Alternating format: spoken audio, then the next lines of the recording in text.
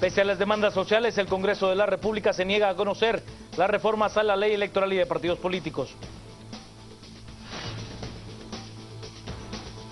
Presidente Otto Pérez Molina reacciona ante la captura de su yerno y asegura que lamenta lo que está sucediendo. Tribunal Quinto de Sentencia da vía libre a la extradición a Estados Unidos del presunto capo del narcotráfico, Mauro Salomón Ramírez, el Lobo de Mar. Presidente Alfonso Portillo afirma que la bancada líder está detrás de la denegatoria que hizo el TSE de su candidatura a diputado.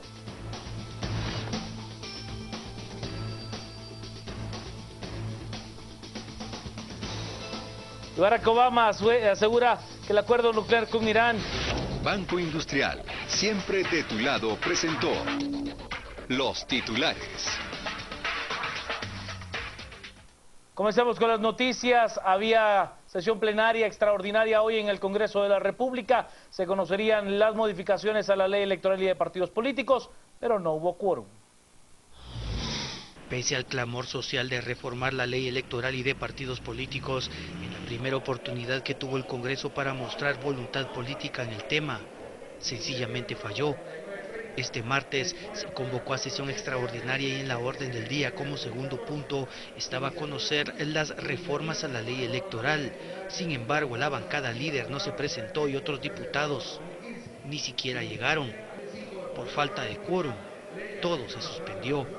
Me parece muy irresponsable la actitud que se está haciendo y me parece que en ello quieren arrastrar a todo el Congreso. Pero una vez más, con nombre y apellido, que se sepa quién no quiere estar aquí en la plenaria para aprobar las reformas a la ley electoral y de partidos políticos. Que se diga, porque nosotros estamos aquí cumpliendo con nuestro deber y estamos en la mejor disponibilidad de apoyar las reformas a la ley electoral. Entonces, señor presidente, como siempre se hace, tal vez recorrer los pasillos y buscar a los diputados, porque en algún lado tendrán que estar. Yo le suplicaría.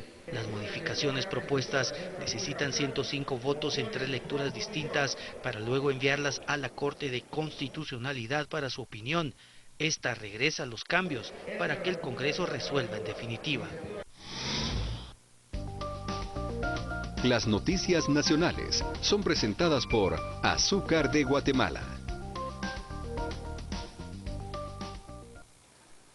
Quien se mostró muy molesto con la actitud de los diputados ante el hecho de no conocer las reformas a la ley electoral y de partidos políticos es el rector magnífico de la Universidad de San Carlos de Guatemala. Lamentamos la situación porque estuvimos aquí presentes con la Junta Directiva, teníamos otras expectativas, sin embargo lamentablemente no se ha tomado con seriedad las propuestas que hemos generado a través de la Plataforma Nacional para la Reforma del Estado, que recorre un clamor de la población guatemalteca, que queremos reformas al proceso electoral próximo, reformas ya que entren en vigencia. Entonces nosotros hemos sido muy claros, muy contundentes y les pedimos a los señores diputados que se reúnan, que realmente tienen en sus manos esta decisión histórica y que es un momento importante.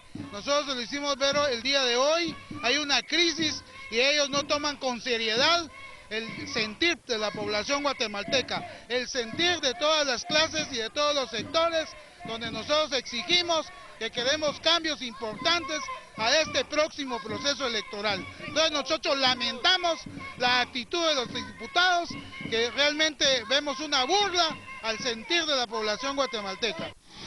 Por su parte, el presidente de la República, don Fernando Pérez Molina, lamentó lo que está ocurriendo con su yerno Gustavo Martínez, a quien se le acusa de formar parte de la estructura conocida como Redes. El presidente Otto Fernando Pérez Molina lamentó la situación en la que se encuentra su yerno y exsecretario general de la presidencia, Gustavo Martínez, quien es señalado de tráfico de influencias por la CICIG y el MP. Ellos aseguran que benefició a una empresa de generación eléctrica utilizando para ello la misma agenda del mandatario de la nación. Pues lamentable, ¿verdad? Realmente lo primero que puedo hacer es lamentar, porque no quiero adelantarme porque no están condenados, están señalados. Si hubo un abuso de la confianza o en el puesto en donde ellos sostieron, realmente lo único que le puedo decir es que es lamentable. Como ustedes saben, el exsecretario general está ahorita detenido, están en el proceso. Yo no quisiera hablar de esas cosas porque son las instancias las que tendrán que decir qué es lo que le van a imputar. Ahorita están iniciando el caso y bueno, esperamos que sea justicia, que es lo que nosotros hemos pedido y ser respetuosos, ¿verdad?, de lo que decían los tribunales. En tanto, la audiencia de primera declaración del caso Redes, en donde está involucrado Martínez, se suspendió y se retomará hasta este miércoles. La justicia guatemalteca ha dado luz verde para la extradición del presunto capo del narcotráfico, Mauro Salomón Ramírez, mejor conocido como el Lobo de Mar.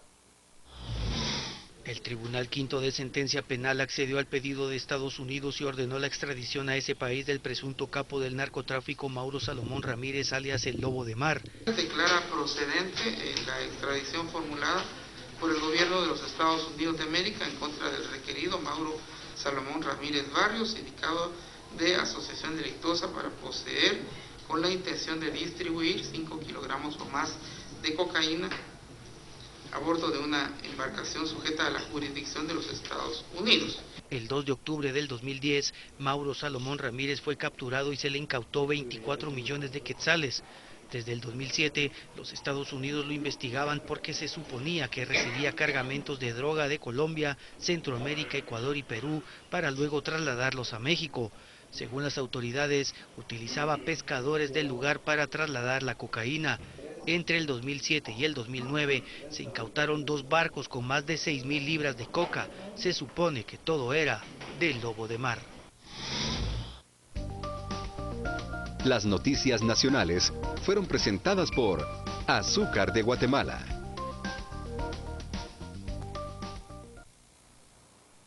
Pausa, al regresar más noticias, quédese con nosotros a las 8:45.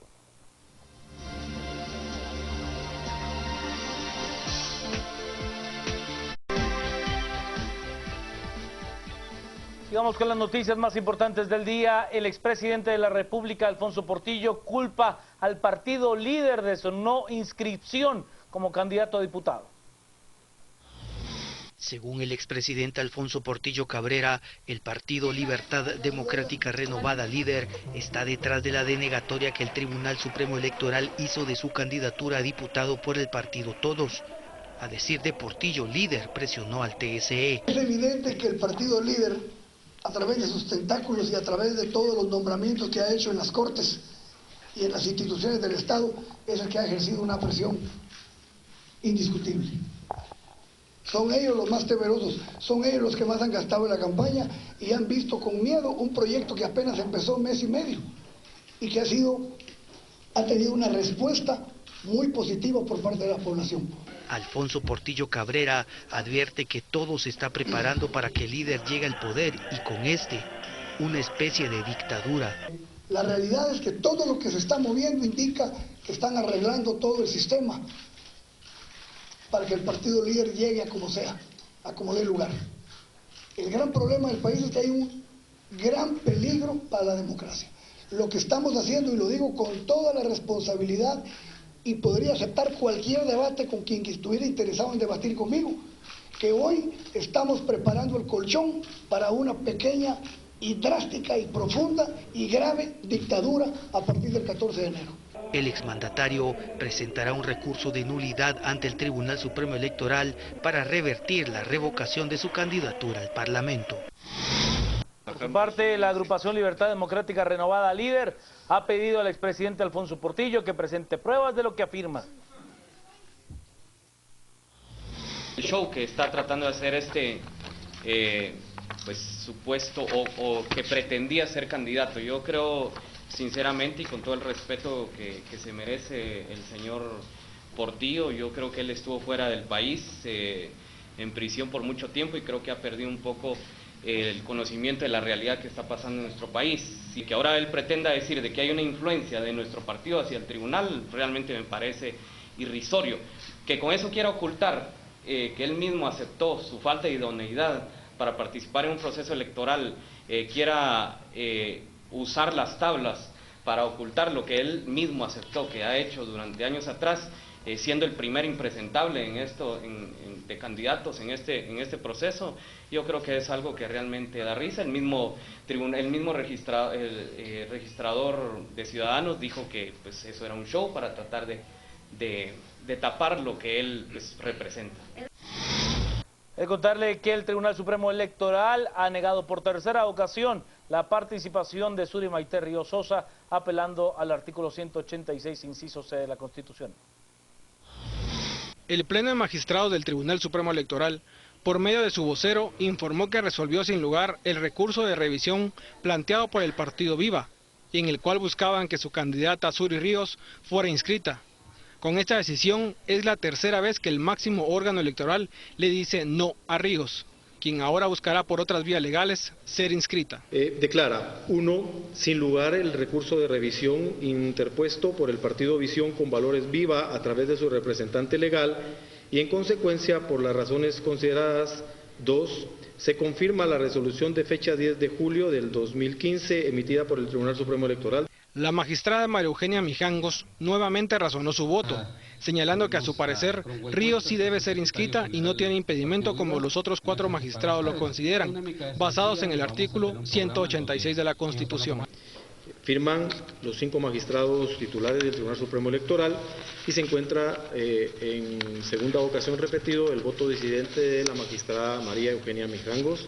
Es en la misma línea que en la primera ocasión. Ella considera justamente que la señora Suri Maite Ríos Sosa puede ser candidata. Suri Maite Ríos Sosa reaccionó ante la resolución del Tribunal Supremo Electoral y admitió que ya sabía que le iban a negar otra vez la inscripción. Según Ríos, otros candidatos le tienen miedo.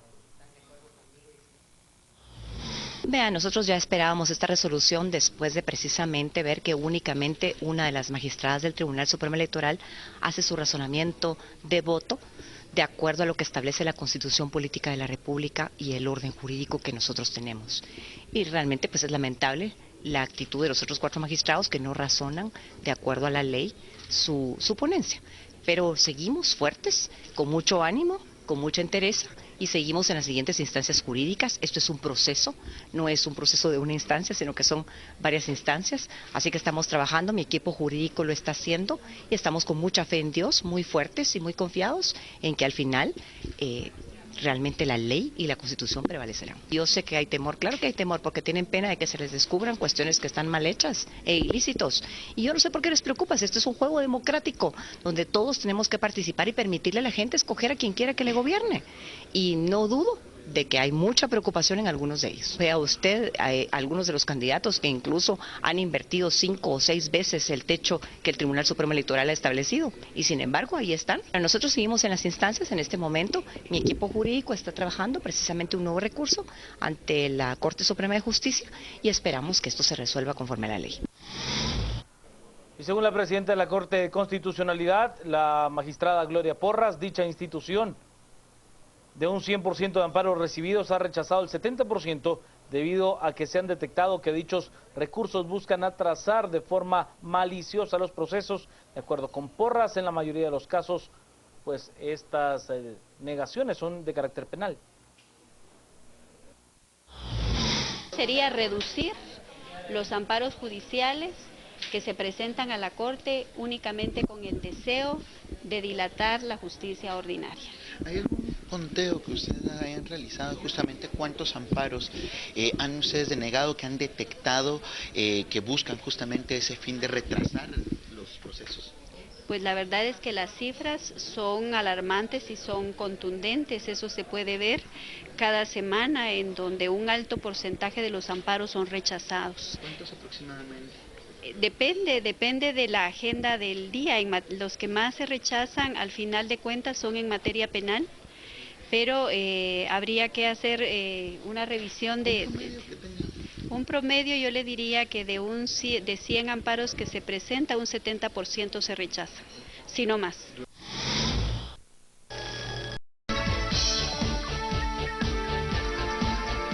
Amigos, bienvenidos un martes más a las 8:45. Hoy nos acompaña Silvia Gereda, que todos pensaban ustedes que había sido tachada, como el Tribunal Supremo Electoral ha tachado a los diputados. Bueno, pues no, aquí está reincorporada y sin recurso ni amparo a la CC. Ella solita ha venido y hoy nos acompaña. Merecidas, Eso está cierto, bien, merecidas vacaciones como debe ser. Vamos a hablar precisamente en este primer tema de lo que yo les presentaba un poco en broma. Las acciones que ha tomado el Tribunal Supremo Electoral y el impacto que ha tenido o puede tener en candidatos y partidos políticos, además de algunas preguntas que usted ya por Twitter se han adelantado a hacer.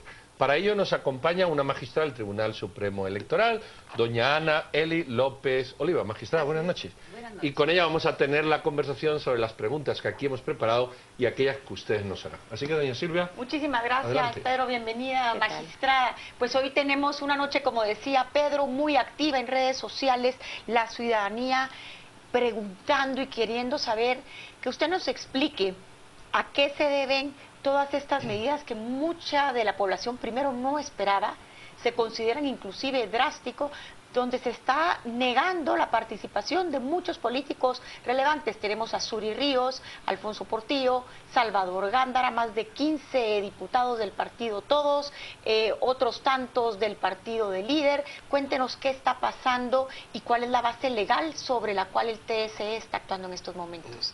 Bueno, buenas noches, gracias por la oportunidad. Yo creo que sí es importante que la población tenga claro cuál es el camino que el Tribunal Supremo Electoral en este orden de ideas ha venido siguiendo.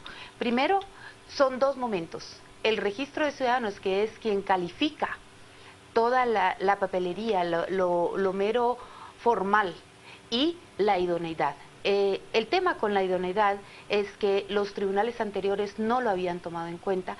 Es un artículo de la Constitución, el artículo 113, que exige que cuando hablamos de funcionarios o empleados públicos, lo único que tenemos o lo que debe prevalecer es su capacidad, su idoneidad y su honradez. Son temas subjetivos, si así queremos, pero que son reales. Es decir, en el caso del candidato Portillo es realmente obvio y vox populi, y además yo diría caso notorio el hecho de que su idoneidad sí puede ser cuestionada de forma fehaciente, es decir, él es confeso, condenado, y luego confeso no condenado. Tiene sus varios eventos en su historia vinculados al Estado, vinculados a su ejercicio como gobernante, que lo hacen susceptible de tacha en este momento. Tenemos aquí alguna pregunta en relación con estos temas que van a ser recurrentes, ¿verdad? Claro. Porque alguien dice, mire, si es legal que el Tribunal Supremo Electoral le niegue la inscripción a Ríos, se refiere a Suri Ríos y a Portillo, o hay intereses ocultos de Valdizón y de líder. Lo dice tal cual, claro. Hagámoslos más extensivos, es decir, ¿cómo ustedes no demostrarían, pero así harían ver a la ciudadanía su credibilidad? ¿En qué sustentan decir, oiga, mire, cuidado, nosotros estamos actuando en parámetros honestos? Yo escuchaba precisamente, comentábamos esto fuera de cámaras, yo escuchaba al señor Portillo diciendo esto, que era el partido de Valdizón quien estaba tras esto. Nada más lejos de la realidad. El Tribunal Supremo Electoral es totalmente independiente y ha venido actuando independiente y consecuentemente. Es decir, en ningún momento se ha dejado manipular, nadie lo ha intentado, que creo que es más importante decir que nadie lo ha intentado. Nadie ha llegado al tribunal a ofrecer o a proponer o a exigir de ninguna manera, y el tribunal ha actuado apegado a la Constitución y apegado a la ley. Nada más.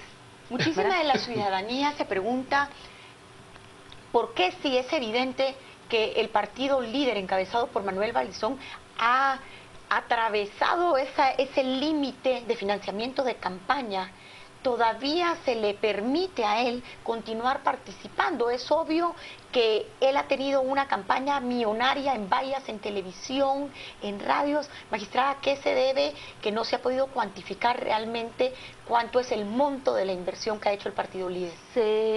Se cuantificó en 35 millones y algo. Son 58 el techo, ¿verdad? Tiene 35 millones y algo. Yo entiendo que solo sumando las vallas, mucha gente dice, mira, solo sumando las vallas para el precio al precio al público, que son $5,000, esto se pierde. Es decir, es mentira que son solo 35 millones. Pero nosotros nos basamos en la documentación que ellos nos presentan. Y aparte de eso, perdón, sí tenemos un estudio de medios. Entonces tenemos la parte de medios, que es lo que nosotros podemos cotejar con ellos, pero aún en la parte de medios hay los bonos, que ellos siempre dicen y bonificable tanto, ¿verdad? Entonces, sin embargo, aquí estamos midiendo lo que se invirtió en campaña anticipada. Correcto. Todo es una medición completa. Así es, y llega a 35 millones. ¿Cómo se puede hacer, por ejemplo, para que estas bonificaciones puedan ser contabilizadas? Porque al final son tiempo real de aire. Son tiempo real de aire, pero esa es negociación entre el cliente y el canal de televisión, ¿verdad? O la radio, no sé, los dos dan bonificaciones y depende de la cantidad de tiempo más, que ustedes, lo saben ustedes mejor que nosotros, la cantidad, entre más tiempo ellos tomen, más grande también es la bonificación. Y hoy día no existe una ley que ponga un límite a esas bonificaciones o un tope. No. Volvamos, magistrada, al tema de la honestidad, la idoneidad y la capacidad. ¿Cómo puede ser una discusión entre ustedes a este respecto? Le voy a poner 2 o 3 ejemplos, no hace falta que usted se ciña a ellos porque evidentemente mostraría preferencias o rechazo. El señor Valdizón, un candidato que copia su tesis, lo digo como lo ponen aquí, alguien que podría no ser honesto. El señor Portillo, un candidato que declara que él efectivamente se quedó con un cheque, alguien que no podría ser honesto. Y otros candidatos que han sido denunciados por sí, no han sido probados, algunos en unos juicios largos donde pareciera que se ve por ahí y otros que no. ¿Cómo se puede llevar a cabo una discusión en esa línea de sutileza y subjetividad? Correcto, es precisamente esa línea tan delgada que nos permite, vamos a usar la palabra, condenar a una persona y no condenar a otra. Condenar a una persona o decir que esta persona no es honorable es porque ya recibió una condena. Y recibió una condena en base a una confesión. Pero mientras yo me estoy defendiendo, y tengo un proceso abierto, pero me estoy defendiendo, hay otro principio constitucional, que es la presunción de inocencia, que me beneficia, y no podríamos nosotros condenarlo antes de que el sistema jurídico lo condenara. Sin embargo, si hay diputados que han sido sacados o se les ha rescindido, es la palabra correcta, la inscripción, se le ha anulado la inscripción, y por señalamientos, digamos, más o menos contundente. ¿Cabe eso dentro de los debates? Eso sumado a otras acciones, es decir, no solamente el hecho de que tengan un antejuicio abierto, sino a que, aunque diga que no, esto es obvio. Por ejemplo, no sé. Es mejor no ponerlo. No poner el ejemplo, pero sí hay casos que aunque digan no, no hay manera de que digan no. Y pueden decir no del diente al labio, pero el no es comprobable fehacientemente. Entonces, cuando las cosas son comprobables fehacientemente, ya no hay vuelta atrás. El tribunal está haciendo un esfuerzo sobrehumano, me voy a robar las palabras de Miguel de la Madrid, por la renovación moral de la sociedad. Digamos que ustedes discuten, lo hacen en conciencia, y luego hay otras instancias, porque evidentemente hay cosas que son de apreciación, no es de una claridad meridiana. Algunos casos sí, porque ya hubo una confesión personal de decir yo sí hice tal cosa, ¿verdad? Entonces ahí no hay, y además en un caso siguió la condena, en el otro pues se evadió la justicia, pero en los dos casos confesó haberlo hecho. Magistrada, hablemos un poquito del caso de Alejandro Yamatei, que también él había sido acusado durante su gestión, fue a tribunales, sabemos de que no obtuvo ninguna condena. Sin embargo, en este caso no estaríamos aplicando el tema de la honorabilidad. Hay un problema más serio, creo, con el caso del doctor Alejandro Yamatei, porque él estaba en ejercicio del cargo y tenía funciones, y al no poder, y una de sus funciones era precisamente velar por el sistema penitenciario, porque estaban en esa área. Entonces, el hecho de que él estuviera en el momento que sucedieron las cosas, pero que a él no se le probara ningún hecho, lo exime de responsabilidad, ¿verdad? Pero él estaba ahí por función de su cargo, como estaban todos los demás. Entonces, no se entró a conocer esa parte debido a que no había condena, en primer lugar, nunca hubo aceptación de los hechos y había el ejercicio de un cargo público que sí conllevaba esa visita, si así se quiere, al sistema penitenciario. Y por el otro lado, el caso de Salvador Gándara, quien inclusive ya tenía un finiquito de la Contraloría de Cuentas. Cuéntenos un poquito cómo es que se consigue revocar esa candidatura. Primero porque este finiquito era ofensivo al intelecto, si lo queremos ver así, porque era interferencia de funciones. La Contraloría General de Cuentas le niega a Salvador Gándara el finiquito. Entonces viene él y plantea un amparo ante la Corte de Constitucionalidad. La Corte de Constitucionalidad lo ampara y entonces le ordena a la Contraloría emitir un finiquito. Pero este finiquito lo emite condicionado. Dice claramente que fue por orden de la Corte. El Tribunal Supremo Electoral no puede aceptar ese tipo de finiquitos y de hecho no los va a aceptar ningún finiquito que venga por orden de juez, porque entonces es alterar el orden, es decir, en otras palabras, él sí tiene casos pendientes de Contraloría, pendientes con el Estado, pero lo vamos a dejar participar. Estamos viendo un precedente único en la historia de Guatemala. Nunca el Tribunal Supremo Electoral había recurrido a estos dos artículos. Nunca.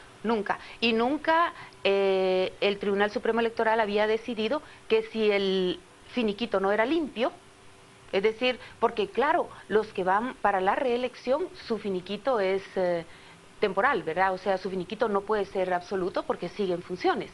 Pero el hecho de que sea temporal no quiere decir que no sea válido, porque lo que no es válido es que sea por orden de juez, que tuvo que darlo el señor Contralor. Aquí hay una pregunta por pasiva que yo le voy a intentar dar la vuelta. Dice, entonces el Tribunal Supremo Electoral es garante de la honorabilidad de los ya inscritos.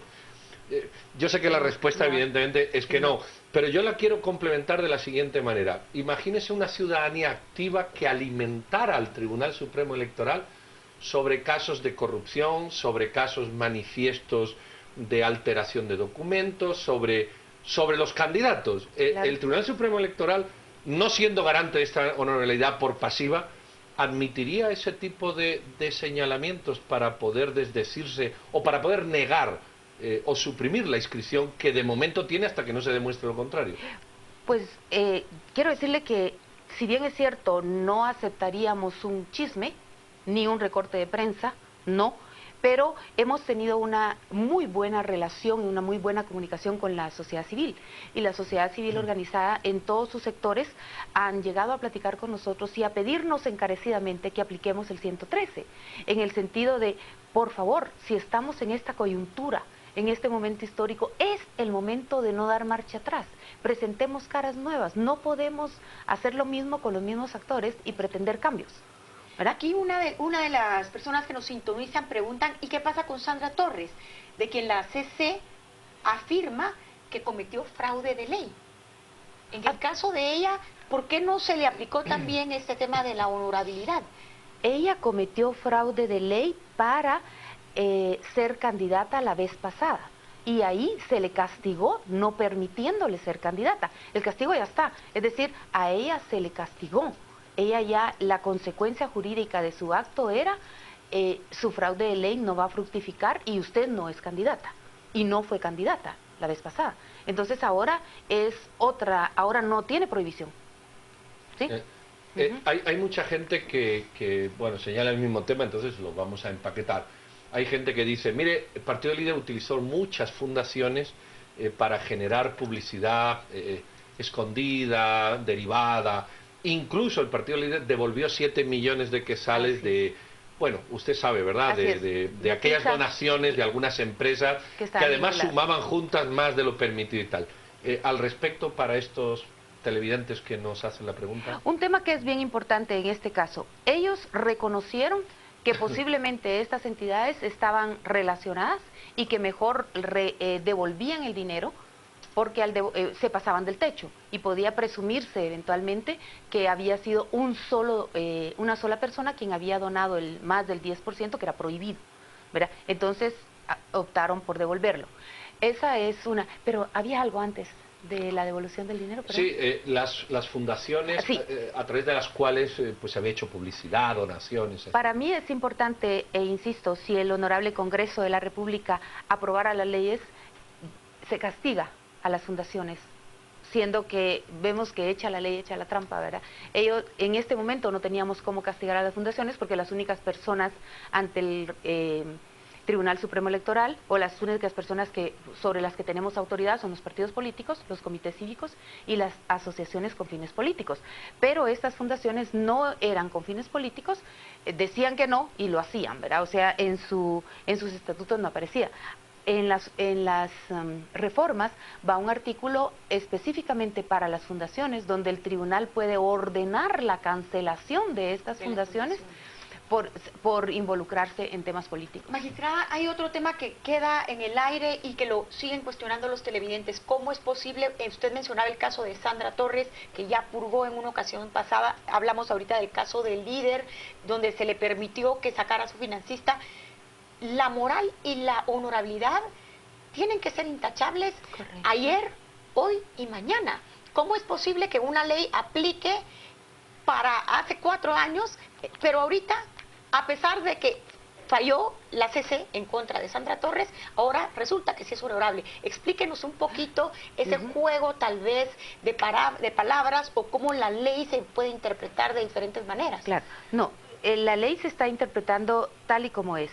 La ley del organismo judicial dice: comete fraude de ley quien utiliza una ley diferente para lograr efectos contra una ley que le impide hacer algo.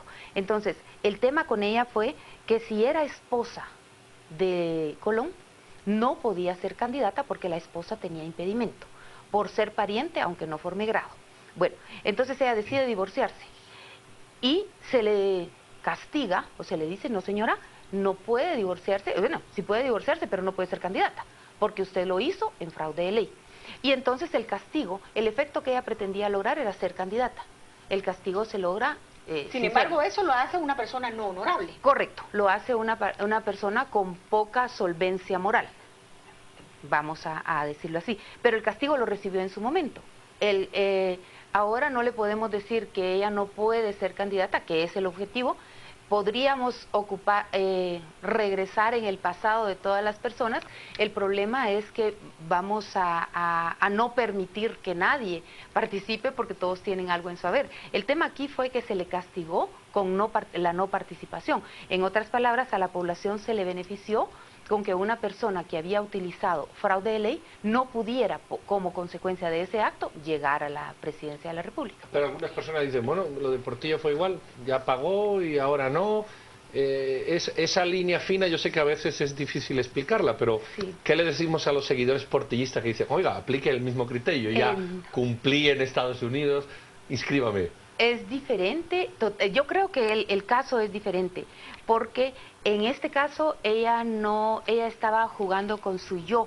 Es un acto inmoral, definitivamente es un acto inmoral. Ese divorcio en su momento se censuró horriblemente, pero el otro tema es más difícil, porque está en el ejercicio. Son recursos públicos. Son recursos públicos, está en el ejercicio de poder, son recursos públicos y descaradamente dice: sí, es cierto, lo tomo. Mire, la pregunta de ahora es: ya está todo el mundo inscrito, supongamos, ¿verdad? Llegará un momento en que ya están todos inscritos, los que estén con reparos seguirán en sus amparos oportunos, los que no, pues quedarán inscritos. ¿Hay más trabajo por hacer en esos 3 aspectos de honestidad, idoneidad y honradez todavía? Es decir, ¿puede durante el tiempo que va desde la inscripción definitiva hasta las elecciones que ustedes vuelvan a actuar sobre esos 3 parámetros? ¿Qué se tiene que dar? Así es.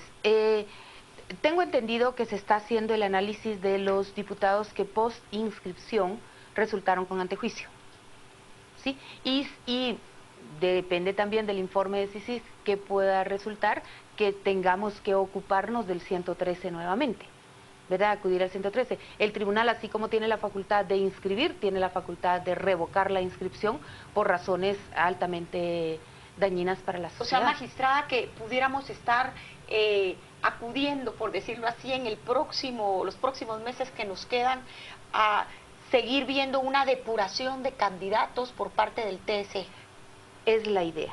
La idea es limpiar en la medida de lo posible con los argumentos legítimos, argumentos legales que permitan hacerlo, limpiar el panorama político. No tenemos varita mágica ni conocemos todo, pero volviendo a la posible intervención de la población, el grupo de la sociedad civil, recuerdo que fue Pedro Cruz y alguien más, a presentar un amparo pidiéndole que la Corte de Constitucionalidad nos ordenara aplicar el 113.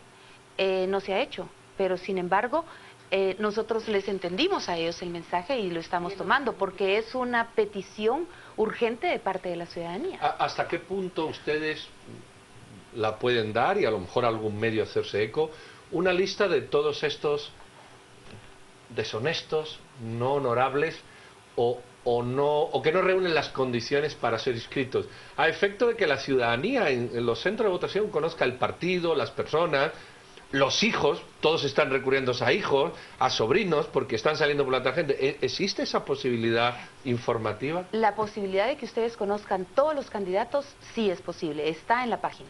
Es decir, cada partido con sus planillas enteras está en la página, tanto planilla de diputados como consejos municipales, completita. Familias completas participando, que ese es otro problema, ¿verdad? Que también lo tenemos previsto en las reformas a la ley electoral.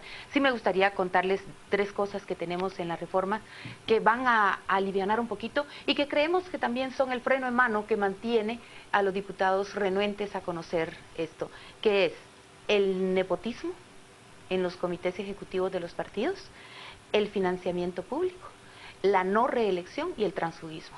El transfugismo quedó un poquito, yo diría que no quedó lo suficientemente fuerte, sin embargo creo que en la mesa donde se trató los temas electorales se le entró un poquito más, porque había una inconstitucionalidad contra el artículo 50 de la ley del régimen interior del Congreso, y con eso que se modificara, pues ya el transfugismo se acaba.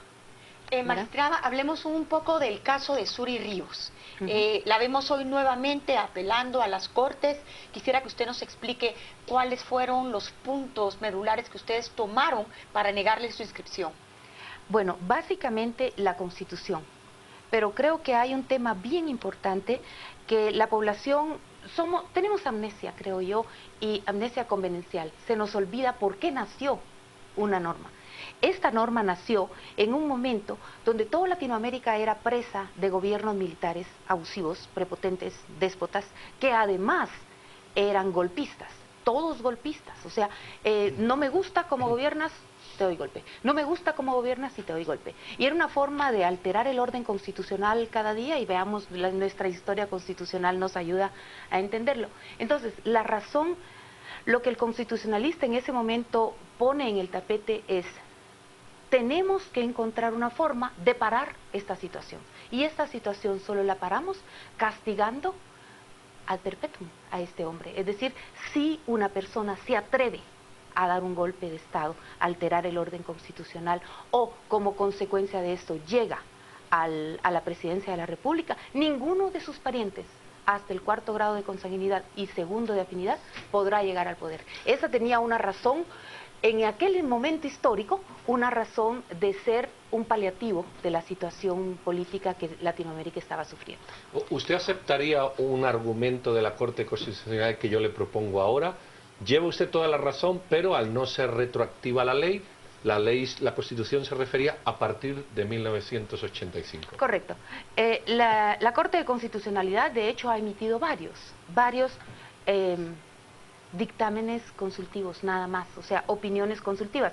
Lo lamentable es que la opinión consultiva no es vinculante, entonces nosotros nos tenemos que basar en sentencias.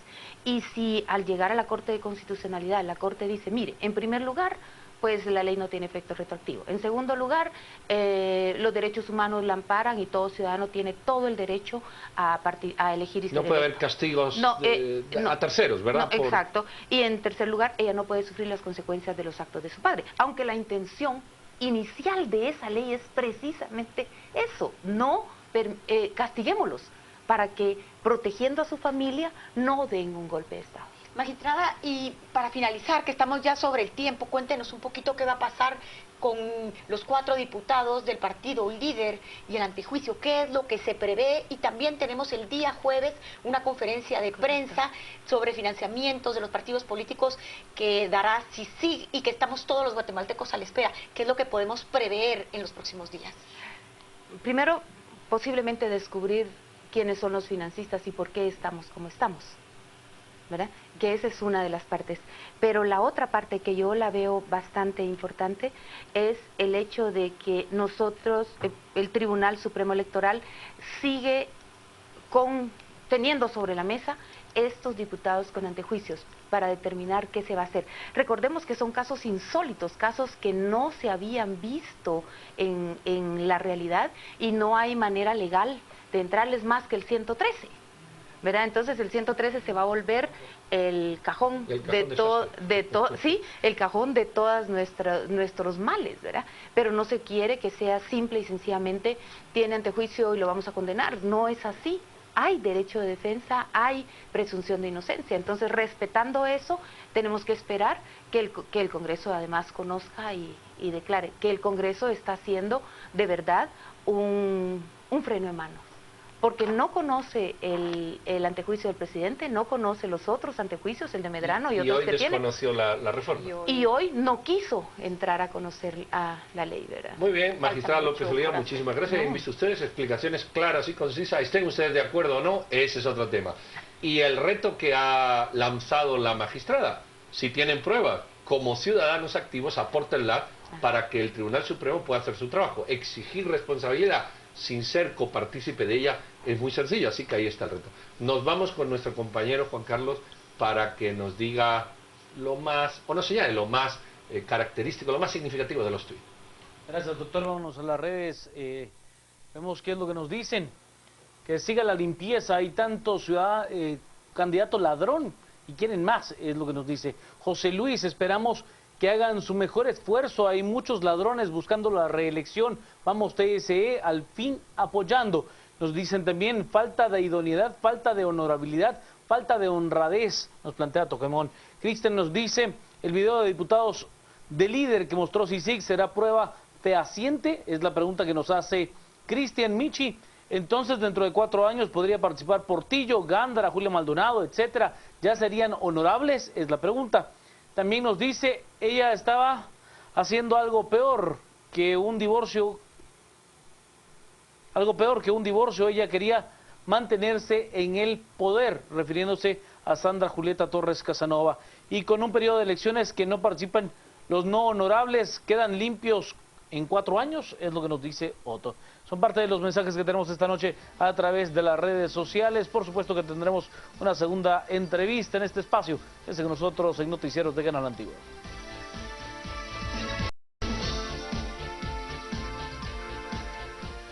Bueno, aquí estamos de regreso nuevamente. Vamos a ver, o vamos a hacer un análisis con 2 invitados sobre las repercusiones que va a tener todo esto que estamos viviendo, y en el todo metemos el conjunto de noticias que están saliendo en los últimos meses y los que quedan, porque es imposible precisar todas ellas, y especialmente qué reflejo puede tener todos estos acontecimientos en la apatía de la ciudadanía, es decir, en aquel ciudadano que dice, ya estoy harto de políticos corruptos, ya estoy harto de lo mismo y de los mismos, ya no quiero saber nada. ¿Es esa la actitud? ¿Hay que tomar otra actitud? ¿Es eso contraproducente? ¿Nos puede eso abocar más a un barranco profundo y a un fracaso que a un éxito? Bueno, de esto se trata los comentarios o las intenciones que tenemos de debatir con nuestros invitados. Les voy a presentar a Alma Aguilar, de la Red Nacional por la Integridad. Alma, buenas noches. Y Ángel Ramírez, Congreso Transparente. Yo haría una pregunta a los dos, pero así de esta de tipo psiquiatra, blanco, cielo, este tipo de cosas.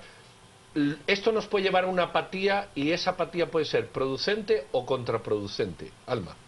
En este momento puede ser contraproducente porque no tenemos otra oferta política dentro de la palestra. Yo consideraría que va más por la línea de lo procedimental, ¿no? O sea, realmente estamos legitimando nuestras instituciones a pesar de la misma oferta política que habla Alma. O sea, tenemos que jugar las reglas del juego que están, ¿no? Y nos tenemos que adecuar a ellas, si no, el que pierde siempre es la institucionalidad del Estado, ¿no? Entonces creo que puede ser contraproducente en esa línea, ¿no? ¿Cómo podemos nosotros fortalecer nuestras instituciones con lo que tenemos? Bueno, aquí tengo dos representantes, jóvenes y mujeres. En esta elección ustedes son mayoría, y ya me excluyo tristemente, pero ustedes son mayoría. Yo quiero preguntarles a ustedes cuál es el sentir de estos jóvenes, particularmente los jóvenes que por primera vez votan, ustedes como representantes de organizaciones, ante qué panorama se están enfrentando, un panorama político muy incierto, estos patojos que por primera vez van a ir a las urnas. ¿Cómo ven ustedes un diagnóstico real? ¿Voto nulo? ¿Un voto por un partido mayoritario de propaganda o un voto meditado y pensado? ¿Cuál es el diagnóstico que ustedes dan? Alma, empecemos contigo. Bueno, yo creo que los jóvenes que tienen la oportunidad de votar por primera vez están en un escenario que para muchos de nosotros hubiese sido envidiable, puesto que hay sobre la mesa no solo acceso a la información, sino que la información que hemos estado conociendo justamente en los últimos meses. Y eso nos permite de alguna manera que podamos tener un raciocinio mejor sobre los candidatos que actualmente están postulados para cargos públicos, pero también este mismo proceso de información y esta situación actual va a llevar, creo yo, o como se ha visto en redes sociales, por ejemplo, a una tendencia de que los jóvenes que están en cascos urbanos y que tienen mayor acceso a información y a medios de comunicación van a realizar un voto nulo o un voto, digámoslo así, inteligente en cuanto que van a apoyar partidos minoritarios. Ángel, ¿qué se puede hacer? Los de mi generación creo que ya hicimos nuestro papel o deshicimos. Da igual, eso queda para el análisis histórico. Pero lo que venga ya no es ni culpa nuestra, me refiero de los que tenemos más de 50, ni responsabilidad nuestra, es de ustedes. ¿Tú crees que los jóvenes estáis dando los pasos necesarios para este voto inteligente, esta elección responsable y sacar a estos corruptos que nosotros permitimos, consentimos o descubrimos? Claro, yo veo que hay dos elementos importantes en la juventud principalmente, que son alrededor de 1.5 millones de nuevos votantes, ¿no? Primero hay una apatía, pero también se genera un hartazgo de esa situación, ¿no? Yo me siento harto como joven de que sigan pasando esta situación. Por otro lado, como bien decía Alma, hay más información, hay redes sociales y también esto ya se habla en las mesas de las casas, esto ya se habla en las universidades. Es algo que no pasaba antes y que yo creo que como jóvenes estamos asumiendo también esa responsabilidad, ¿no? Cómo nosotros estamos conversando, a pesar de que estamos hartos de la institucionalidad política tradicional, los partidos políticos grandes, estas instituciones políticas tan corruptas, pero lo estamos hablando. Y yo creo que el poder compartir eso en una mesa con la familia, con los amigos en la universidad, empieza a ser un avance y que empieza a dar esa responsabilidad a los jóvenes de cómo nosotros podemos asumir ese reto. A pesar de ello, pareciera como que todavía hay muchísima apatía por el tema político en Guatemala. ¿Qué podríamos hacer para que esta apatía se rompa y demostrar que el voto es importante en estas elecciones y que lo debemos emitir, nos guste o no el sistema político que tenemos? Claro, definitivamente hay que darle la importancia a las instituciones como tal. Como mencionaba antes, ¿no? Las reglas del juego no van a cambiar porque yo me siento harto. Eso es claro que lo tengamos muy definido, ¿no?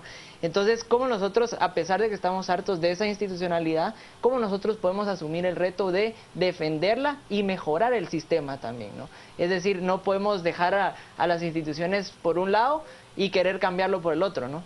Eso, obviamente las reglas del juego son claras y no podemos, por mucho que exista el sentimiento de querer aplazar las elecciones, de querer quitar a todos los candidatos, o sea, realmente eso es casi imposible, ¿no? Que nos quedemos sin candidatos, ¿no? Entonces, por muy mala que sea la oferta, tenemos que encontrar esa estrategia, esa inteligencia, esa información de cómo nosotros podemos utilizar todas las fuentes de información para seleccionar a los mejores candidatos. Alma, una sociedad joven y una sociedad informada a través de redes, pero no siempre es así. Hay una sociedad rural que evidentemente escapa, no sé si de parte de esto de todo. ¿Cómo llegar a esa sociedad rural? ¿Cómo describiría esa sociedad rural? ¿Realmente hay una separación clara entre urbano y rural? Me gustaría que reflexionara. Bueno, nosotros como Red Nacional por la Integridad actualmente trabajamos en 40 municipios del país y eso nos permite tener una radiografía interesante para poder entender los fenómenos políticos coyunturales y particularmente entender también que pese al municipio en el cual estamos trabajando, si hay una diferencia real entre la población joven que es de cascos urbanos y de cascos rurales. Sin embargo, lo importante a resaltar es que generacionalmente estamos como jóvenes hartos de la situación actual, hartos de que el alcalde llegue a inaugurar 3 veces el camino, harto de que lleguen a un centro de salud y no haya un médico que lo atienda porque simplemente no hay recursos para pagarle a ese médico, hartos de que mujeres mueran a mitad del camino porque no tienen ese acceso cercano a un puesto de salud. Y eso se ve, se siente y es palpable en jóvenes de áreas rurales y de áreas urbanas.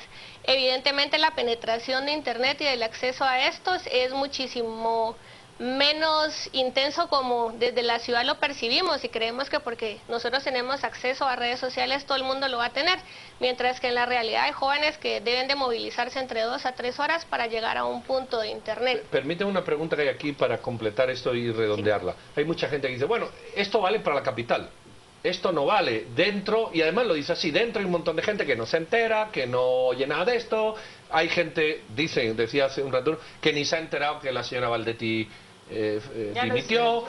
¿Eso es verdad? ¿O tú que vives con jóvenes no es tan verdad? Bueno, digamos, la población joven en su mayoría sí, aunque sea por radio o por otros medios, sí está enterada de este tipo de noticias, pero no con la profundidad y esa otra generación que es de la cual estamos haciendo como un aprendizaje de lecciones que podríamos replicar o no, definitivamente están muy desligadas de lo que está pasando en la actualidad, puesto que no ven la necesidad de por qué sentirse informado. Entonces, creo que lo que se ha conversado en las redes sociales en los últimos meses responde también a una coyuntura en la que la misma ciudad que vivimos en la ciudad, hasta ahora estamos en realidad informándonos sobre lo que pasa en el ámbito político. Creo que desde hace muchos años han habido diferentes movimientos ciudadanos en donde se ha visto la apatía de la gente que vive en los cascos urbanos. Entonces, ¿por qué ahora creemos que somos solo los de la ciudad quienes estamos participando y quienes nos estamos movilizando, cuando históricamente en el interior del país hay muchos procesos y formas de participación ciudadana que porque no estamos cerca creemos que no existen, ¿verdad? Ahora, Ángel, yo te quisiera preguntar en ese sentido, hablemos un poquito y quiero ser muy directa. ¿Cuál es la percepción de los jóvenes, hablemos de la capital o de cascos urbanos y del interior, sobre, por ejemplo, Manuel Valizón? ¿Cuál es el sentir? Bueno, yo creo que ahí tiene un elemento bastante interesante, porque en los cascos urbanos hablamos más cuestiones de los partidos políticos, de las reglas del juego, ¿no? de la parte institucional, de la corrupción, de la transparencia, ¿no?